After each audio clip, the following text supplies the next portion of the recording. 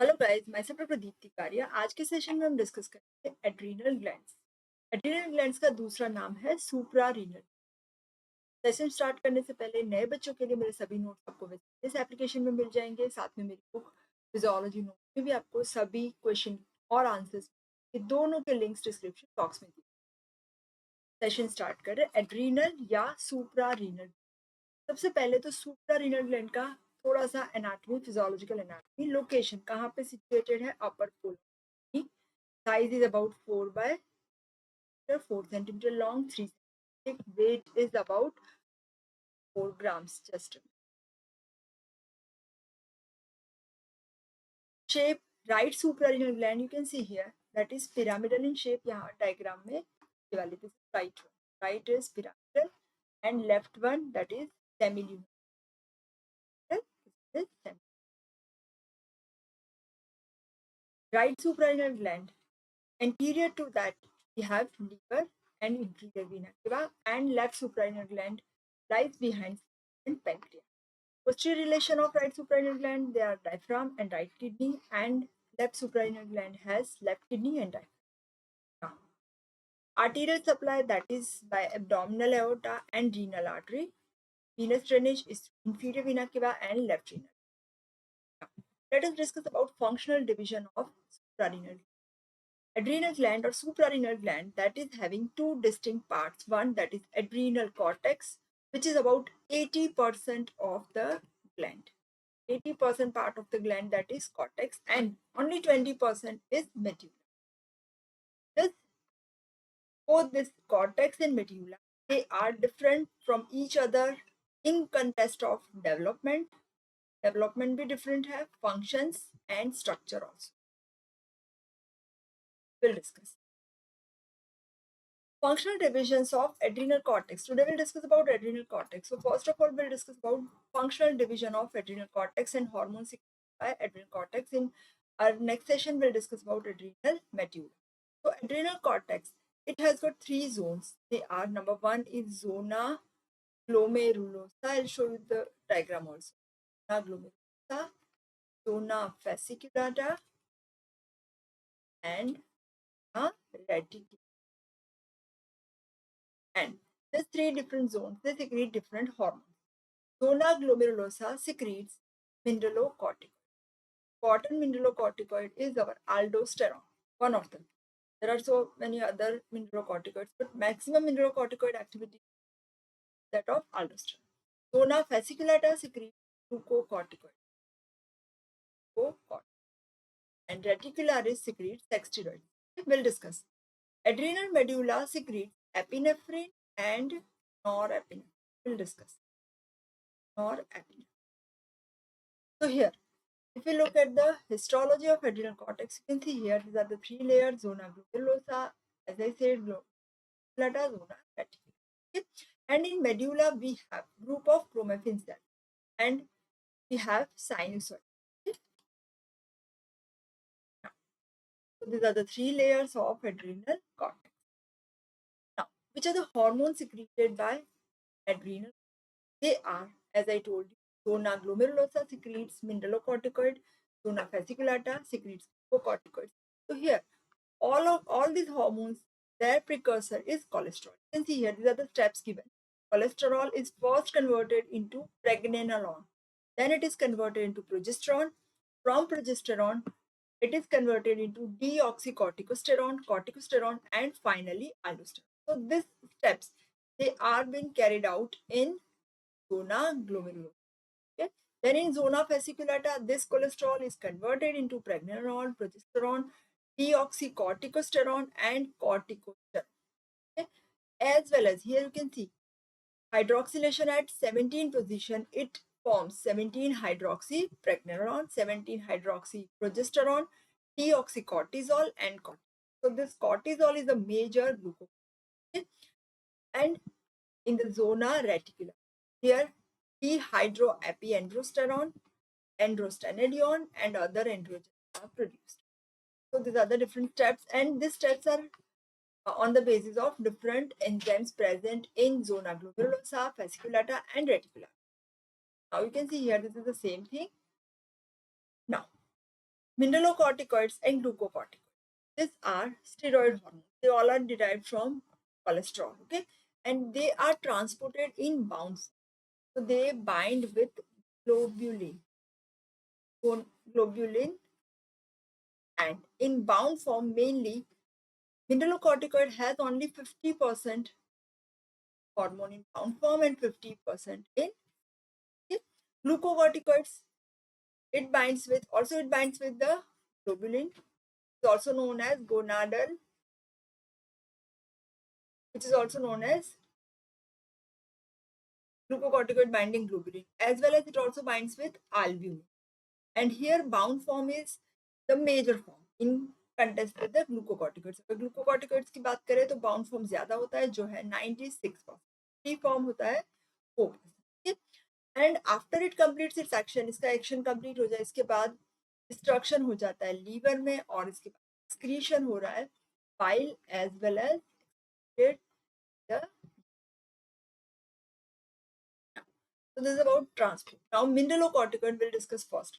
Mineralocorticoid, major mineralocorticoid is our aldosterone. Aldosterone secrete हो रहा है zonaglomerulin.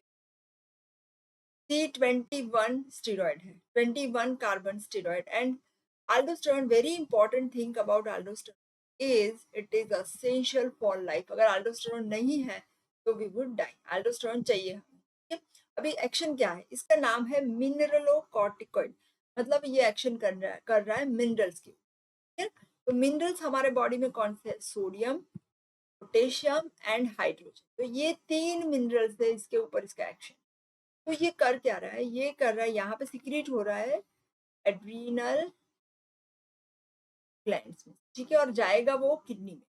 तो जाकर के क्या करेगा, सोडियम और वाटर टेंशन. मतलब सोडियम को, ये सपोज किडनी की ट्यूब्यूल है, डीसीटी डिस्टल कॉन्वर्टर ट्यूब्यूल और कलेक्टिंग ट्यूब्यूल के ऊपर इसका एक्शन है यहाँ पे, डीसीटी एंड कलेक्टिंग. तो वहां जाकर के वो क्या कर रहा है, सोडियम का रीएब्सॉर्प्शन, सोडियम को रीएब्सॉर्ब करे. अगर सोडियम रीएब्सॉर्ब हुआ तो जाएगा कहाँ, ये सोडियम यहाँ ट्यूब्यूल से जाएगा ब्लड में. ठीक है, तो सोडियम कंसेंट्रेशन जिसे कहते हैं हाइपर, हाइपर मतलब इंक्रीज. नेट्रेमिया, नेट्रे का मतलब है सोडियम, नेट्रेमिया. तो अगर हमारा मिनरलोकॉर्टिकॉइड aldosterone ज्यादा है तो हाइपरनेट्रेमिया, aldosterone कम है तो हाइपोनेट्रेमिया. हाइपोनेट्रेमिया का मतलब है सोडियम कम हो जाए. ठीक है, तो ये जो सोडियम है ना वो हमारी ऑस्मोलारिटी रेगुलेट करेगी. तो यहाँ पे ऑस्मोलारिटी रेगुलेशन. इसके बाद वो वॉल्यूम को भी regulate, extra cellular fluid volume है ना. तो एक्स्ट्रा सेल्यूलर फ्लूइड वॉल्यूम, जैसे सोडियम रीअब्जॉर्प्शन हो रहा है ना, तो वाटर भी साथ है ना, तो वॉल्यूम भी, सोडियम एंड वाटर. इसके साथ साथ में blood pressure, extra cellular fluid volume increase हो रहा है, ब्लड वॉल्यूम इंक्रीज हो रहा है, ब्लड प्रेशर भी इंक्रीज. पोटेशियम के ऊपर क्या इफेक्ट, तो यहाँ पे देखो सोडियम रीअब्जॉर्प्शन हो रहा है ना, तो पोटेशियम का सिक्रीट, सोडियम लेवल बढ़ेगा सॉरी मिनरलोकॉर्टिकॉइड से, तो हाइपर नेट्रेमिया. यहाँ पे हो रहा है हाइपोकैलेमिया, पोटेशियम डिक्रीज. तो जैसे ही हमारा aldosterone बढ़ रहा है तो हाइपोकैलेमिया, पोटेशियम डिक्रीज. हाइपोकैलेमिया हो रही है तो इससे क्या होगा, मसल वीक, पोटेशियम कम. और अगर aldosterone कम हो रहा है तो, aldosterone कम हो रहा है तो पोटेशियम एक्सक्रीशन कम होगा, तो हाइपरकैलेमिया. हाइपरकैलेमिया क्या कर रहा है, कार्डियक एरेस्ट, तो कार्डियक डेथ. ये हो गई पोटेशियम के ऊपर. अभी एक और इम्पॉर्टेंट है, बहुत बार पूछते हैं aldosterone एस्केप, इसे एस्केप फिनोमिना भी कहते हैं. aldosterone एस्केप का मतलब क्या, aldosterone जो है ना वो अपनी एक्शन को लिमिट कर रहा है. Self retaining effects of excess administration. अगर हम aldosterone देते ही जाएंगे, बहुत ज्यादा सिक्रीशन बढ़ रहा है, तो वो उसकी एक्शन को ही डिक्रीज है ना. कैसे, तो देखो aldosterone का सिक्रीशन बढ़ा है, इंक्रीज aldosterone सिक्रीशन, इससे होगा क्या, सोडियम रिटेंशन ना, सोडियम के साथ वाटर भी रिटेंशन हो रहा है, एक्स्ट्रा सेल्यूलर फ्लूइड बढ़ रहा है, ब्लड वॉल्यूम बढ़ रहा है, ब्लड प्रेशर बढ़ रहा इससे क्या होगा, ब्लड वॉल्यूम, ब्लड प्रेशर बढ़ेगा तो हमारा एक और हार्मोन होता है ANP, एट्रियल नाइट्रियूरेटिक पेप्टाइड। नाइट्रियूरेटिक मतलब सोडियम को यूरिन में लॉस कर, तो ये बढ़ेगा और वो का एक्शन क्या है, सोडियम और वाटर लॉस। मतलब कि एल्डोस्टेरोन की एक्शन, अगर एल्डोस्टेरोन बड़ा भी हुआ है तो भी सोडियम लेवल कम होगा। साथ साथ में प्रेशर नाइट्रियोसिस भी, प्रेशर बढ़ रहा है तो भी सोडियम लॉस। तो एल्डोस्टेरोन बड़ा है बट उसकी एक्शन नहीं आएगी, क्योंकि एल्डोस्टेरोन बड़ा है तो होना क्या चाहिए, हाइपर नेट्रेमिया एंड हाइपरटेंशन, तो ये नहीं होगा। जिसे कहते हैं एल्डोस्टेरोन एस्केप। क्यों नहीं हो रहा है, तो ANP एंड प्रेशर नेट्रियोसिस। तो यहाँ पे सेम, बिकॉज एल्डोस्टेरोन बड़ा है, ब्लड वॉल्यूम बढ़ेगा, stretching of atria, atrial natriuretic peptide release हो रहा है, then decrease reabsorption of sodium and sodium loss in water loss in urine. दूसरा एक्शन है इसका, सोडियम वाटर तो हो गया, नेक्स्ट एक्शन है हाइड्रोजन आयन का। तो अगर देखो सोडियम रीअब्सॉर्प्शन है नॉर्मली, एल्डोस्टेरोन ज्यादा है तब पोटेशियम सिक्रीशन, अगर पोटेशियम नहीं है तो एल्डोस्टेरोन क्या करेगा, सोडियम के सामने H+ सिक्रीट। तो अगर जब एल्डोस्टेरोन ज्यादा है तो इंक्रीज H+ सिक्रीशन, सिक्रीशन बढ़ा H+ का तो H+ कम हो जाएगा, जिसे कहते हैं अल्कलोसिस। तो pH हमारी इंक्रीज, pH और हाइपो सिक्रीशन, एल्डोस्टेरोन घटा तो ये सिक्रीशन कम होगा तो H+ बढ़ेगा ऐसे। तो यहाँ पे याद रखना है, aldosterone increases, H+ decrease, aldosterone increases, potassium decrease.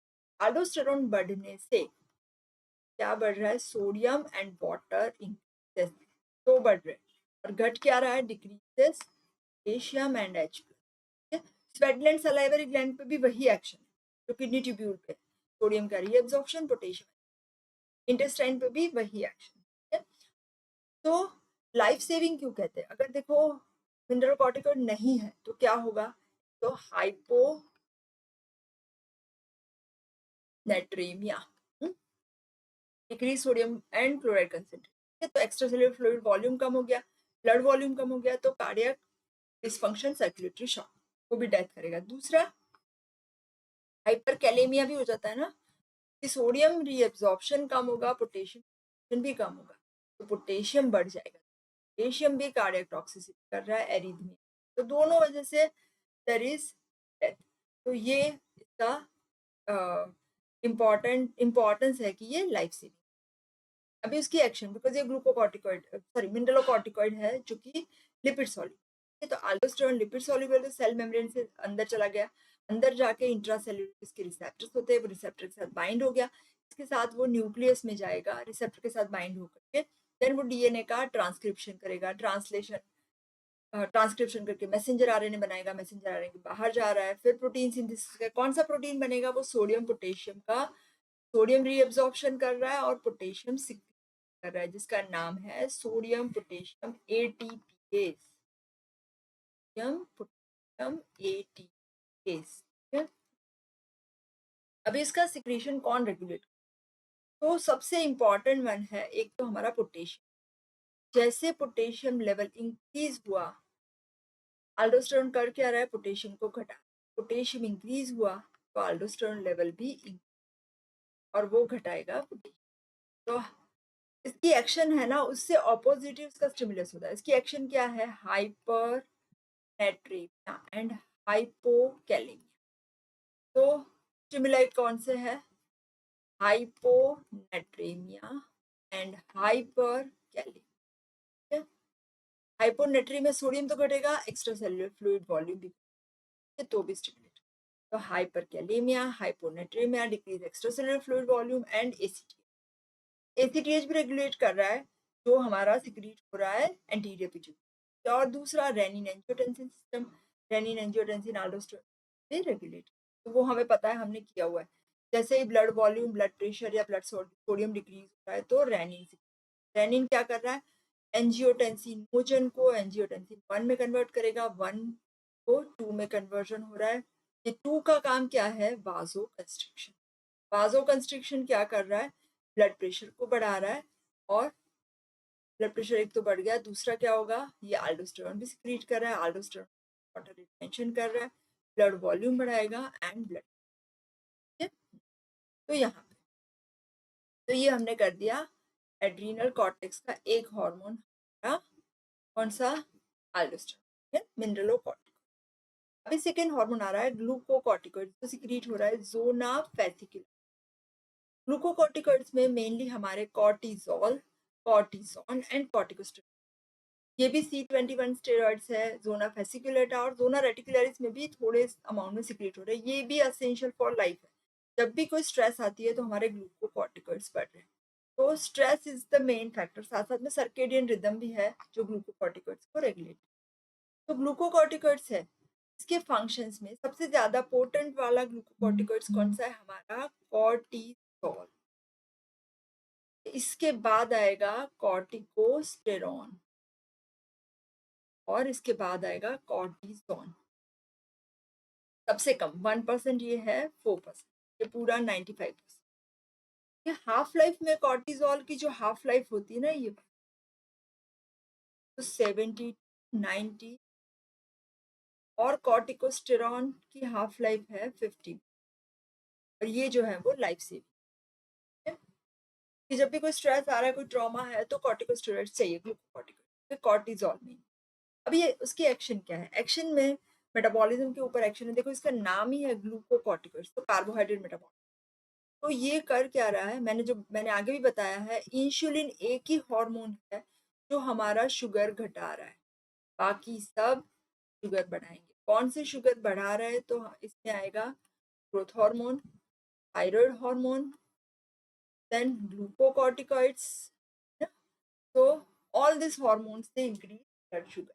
ग्लूको मतलब ब्लड शुगर, तो कैसे बढ़ा रहा है, एक तो कर रहा है वो इंक्रीज ग्लूकोनियोजेनेसिस। का मतलब क्या था, मैंने करवाया हुआ है। ग्लूकोनियोजेनेसिस मतलब formation of glucose from non glucose source, lactic acid, fatty acids, amino acid. एक ये एक दूसरा कर रहा है डिक्रीज अपटेक, सेल में से अपटेक नहीं करवाएगा, uptake of glucose from cell. अगर इसका सिक्रीशन बढ़ रहा है, हाइपर सिक्रीशन है, तो ब्लड शुगर बढ़ेगा, अगर हाइपो है तो ब्लड शुगर घटेगा। In short it blood sugar. दो एक्शन है, decrease uptake and increase. Then protein synthesis. Protein, एक इंपॉर्टेंट बात याद रखना है कि ग्लूकोकॉर्टिकॉइड है वो स्ट्रेस में रिलीज होता है, इसके सभी एक्शंस जो है वो अच्छे नहीं होते, तो कैटाबॉलिक है। कैटाबॉलिज्म, कैटाबॉलिज्म मतलब ब्रेक डाउन, ब्रेक डाउन। और दूसरा हमने किया था ग्लूकोनियोजेनेसिस, मतलब प्रोटीन में से ब्रेक डाउन करके उस पर। फिर तो ये हो गई प्रोटीन मेटाबॉलिज्म। फैट मेटाबॉलिज्म पे एक्शन, फैट का भी मोबिलाइजेशन। फैटी एसिड्स को, अगर हमारी जो स्टोर फॉर्म है ना वो है एडिपोज टिश्यू, वहां से फैटी एसिड्स ले जा रहा है और ब्लड में ले जा रहा है, तो ब्लड का लेवल बढ़े, तो ब्लड का फैटी एसिड्स बढ़े। फिर कीटोसिस, कीटोन बॉडी फॉर्मेशन, ये फैटी एसिड्स में कीटोन बॉडी। डायबिटीज में भी हो रहा था कीटोजेनेसिस। और एक इम्पॉर्टेंट है जो अब हम लोग कशिंग सिंड्रोम, यहाँ पे एबनॉर्मल ओबेसिटी कहते हैं, सेंट्रीपेटल ओबेसिटी, मतलब सेंट्रल पोर्शन में ओबेसिटी, तो सेंट्रीपेटल ओबेसिटी ये भी ग्लूकोकॉर्टिकॉइड का ही काम है, सेंट्रल पोर्शन में ओबेसिटी। फिर मिनरल मेटाबॉलिज्म में थोड़ी एक्शन उसकी एल्डोस्टेरोन जैसी है, सोडियम वाटर करेगा तो ब्लड प्रेशर बढ़ जाएगा। और हाइपरनेट्रेमिया, हाइपोकैलेमिया एंड दूसरा भी एक एक्शन है हाइपोकैल्सीमिया, कैल्शियम को भी घटा रहा है। इसके बाद वाटर मेटाबॉलिज्म, वाटर मेटाबॉलिज्म में ये वाटर का एक्सक्रीशन थोड़ा बढ़ा रहा है, तो जब भी एड्रिनल कॉर्टेक्स की इनसफिशिएंसी हो रही है तो वाटर इंटॉक्स। मसल में इसकी एक्शन है मसल वीकनेस, ये हाइपोकैलेमिया कर रहा है एल्डोस्टेरोन। और प्रोटीन कैटाबॉलिज्म, ये दो एक्शन से muscle week, protein catabolism and hypokalemia. ये ब्लड सेल्स के ऊपर एक्शन है इसका, eosinophil count, eosinophil, basophil and lymphocyte, ये तीनों को decrease, eosinophil, basophil, lymphocyte, but बढ़ाएगा किसको, न्यूट्रोफिल, आरबीसी एंड प्लेट। जब भी एलर्जी होती है ना तब ये इसका एक्शन का इओसिनोफिल बढ़ जाते हैं, तो इओसिनोफिल को डिक्रीज। तो ये फार्माकोलॉजिकल डोज में यहाँ पे यूज होता है। फिर ब्लड वेसल्स के ऊपर, ब्लड वेसल अगर यहाँ पे इसकी परमिसिव एक्शन, मतलब परमिसिव मतलब दो हार्मोन चाहिए, एक ग्लूकोकॉर्टिकॉइड्स तो आएगा ही, साथ में एड्रीनालिन नॉर। तो एड्रीनालिन नॉर एड्रीनालिन है ना, उसका एक्शन क्या है, वाजोकंस्ट्रिक्शन। पर ये वाजोकंस्ट्रिक्शन कब करेगा, जब ग्लूकोकॉर्टिकॉइड प्रेजेंट। तो अगर ये ग्लूकोकॉर्टिकॉइड्स नहीं है तो वाजोकंस्ट्रिक्शन नहीं हो रहा है, तो फिर ब्लड प्रेशर ज्यादा फॉलो होगा, वास्कुलर कोलैप्स हो जाएगा। फिर नर्वस सिस्टम में नॉर्मल इसकी जो एक्शन है ना वो नॉर्मल सीएनएस की एक्टिविटी। अगर नहीं है ग्लूकोकॉर्टिकॉइड इनसफिशिएंसी है तो क्या होगा, इरिटेबिलिटी, लैक ऑफ कंसंट्रेशन। फिर टेस्ट और स्मेल, ये सेंसिटिव। फिर मैंने बताया परमिसिव एक्शन मतलब दोनों चाहिए। परमिसिव एक्शन मतलब ग्लूकोकॉर्टिकॉइड्स और ग्लूकागॉन। तो परमिसिव एक्शन मतलब ग्लूकागॉन की एक्शन को ऐड कर। कौन सी एक्शन, कैलोरीजेनिक। कैलोरीजेनिक मतलब ये जो मेटाबॉलिक एक्शन है, तो कैलोरीजेनिक एक्शन को परमिट करेगा, मींस इंक्रीज करेगा। फिर लाइपोलाइटिक, जो कैटेकोलामाइंस है, कैटेकोलामाइंस का नाम क्या है, एड्रीनालिन नॉरेड। तो ये दोनों की जो लाइपोलाइसिस करने की एक्शन है, लाइपोलाइटिक, इसके लिए भी ग्लूकोकॉर्टिकॉइड्स चाहिए। और कैटेकोलामाइन की दूसरी एक्शन है ब्रोंकोडायलेटेशन, के लिए भी ग्लूकोकॉर्टिकॉइड्स, लाइपोलाइटिक एंड ब्रोंकोडायलेटिक। अभी जब भी स्ट्रेस हो रहा है तो यहाँ पे हमारा ग्लूकोकॉर्टिकॉइड सिक्रीट, फिजिकल स्ट्रेस भी हुआ, मेंटल स्ट्रेस भी हुआ, तो हायर सेंटर्स जो हमारे हाइपोथैलेमस को अफेक्ट करेंगे, hypothalamus corticotropin releasing hormone release करेगा, वहां पे एंटीरिपर जाके एसीटीएच, और एसीटीएच जाकर के ग्लूकोकॉर्टिकॉइड को रिलीज कर। तो फिर फार्माकोलॉजिकल एक्शन क्या है, फार्माकोलॉजिकल या पैथोलॉजिकल एक्शन मतलब जब हम नॉर्मल से ज्यादा डोज में दे रहे हैं या फिर वो सिक्रीट हो रहा है, जैसे कोई डिजीज है, कशिंग सिंड्रोम हम कहते हैं, इसमें फार्माकोलॉजिकल डोजेज। तो यहाँ पे फार्माकोलॉजिकल डोजेस में क्या एक्शन है इसकी, एक एक्शन है इन्फ्लेमेशन को बंद करेगा, एंटी इन्फ्लेमेटरी एक्शन। फिर दूसरी एक्शन अच्छी नहीं है, इम्यूनिटी को सप्रेस, तो डिक्रीज। तीसरा है वुंड हीलिंग, अगर हमें कुछ लगा है तो उसका हीलिंग डिले कर। तो एंटी इन्फ्लेमेटरी ऐसे अच्छा है कि इन्फ्लेमेशन के जो साइन है ना वो सप्रेस हो जाएंगे, तो पेशेंट को अच्छा लगेगा कि यार ठीक हो गया, पर ये सप्रेस कर। तो इन्फ्लेमेशन में होता क्या है, हमें पता है इन्फ्लेमेशन का डेफिनेशन क्या था, tissue response to injury, response to, और यहाँ पे इन्फ्लेमेटरी मीडिएटर्स रिलीज होते हैं। कौन से इन्फ्लेमेटरी मीडिएटर्स है, हिस्टामिन, फिर सेरोटोनिन, ल्यूकोट्राइन्स, प्रोस्टाग्लैंडिन्स, ब्रेडिकाइन। और ये सब क्या करेंगे, कैपिलरी की परमिबिलिटी बढ़ाएंगे, फिर डब्ल्यूबीसीज बाहर निकालेंगे, है ना। फिर यहाँ पे फ्लूइड भी एक्सुडेट हो जाएगा, तो स्वेलिंग हो जाती है। इन्फ्लेमेशन के 5 साइन थे, हमने वो भी किया था, स्वेलिंग, फिर ब्लड बाहर आएगा तो रेडनेस, फिर pain, temperature and loss of function. तो ये मैंने बताया था, ये 5 साइन। ठीक है, तो यहाँ पे ग्लूकोकॉर्टिकॉइड कैसे काम, सबसे पहले तो जो लाइसोसोम की मेम्ब्रेन है ना उसको स्टेबलाइज करेंगे, तो लाइसोसोम्स के एंजाइम्स बाहर नहीं आएंगे, इन्फ्लेमेशन का रिएक्शन नहीं, हिस्टामिन का और बाकी प्रोटियोलाइटिक एंजाइम्स का भी रिलीज डिक्रीज। फिर डब्ल्यूबीसी को भी बाहर नहीं जाने देंगे। फिर वेजो डायलेटेशन से जो रेडनेस होती है वो नहीं होगी, वेजो कंस्ट्रिक्शन। फिर कैपिलरी की परमेबिलिटी भी कम हो जाएगी, और ई सेल्स जो हमारे फाइटर्स है और बाकी ल्यूकोसाइट्स इन भी सप्रेस। तो इसकी एक्शन है इम्यूनो सप्रेसिव, तो टी लिम्फोसाइट्स को सप्रेस कर रहा है, दैट इज इम्यूनो सप्रेसिव।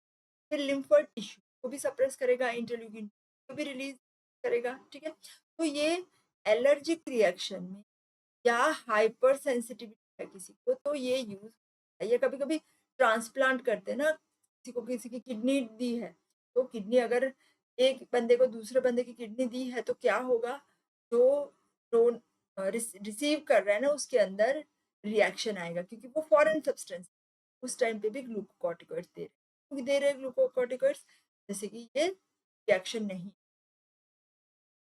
इसका रेगुलेशन ऑफ सिक्रीशन, हमारा जो ACTH है, एंटीरियर पिट्यूटरी सिक्रीट हो रहा है, वो पॉलीपेप्टाइड है, हमें पता है, पिट्यूटरी वाले सब प्रोटीन हार्मोन है, पॉलीपेप्टाइड, ठीक है। इसके है 39 अमाइनो एसिड, का आउटपुट होगा 10 नैनोग्राम डेली, ठीक है।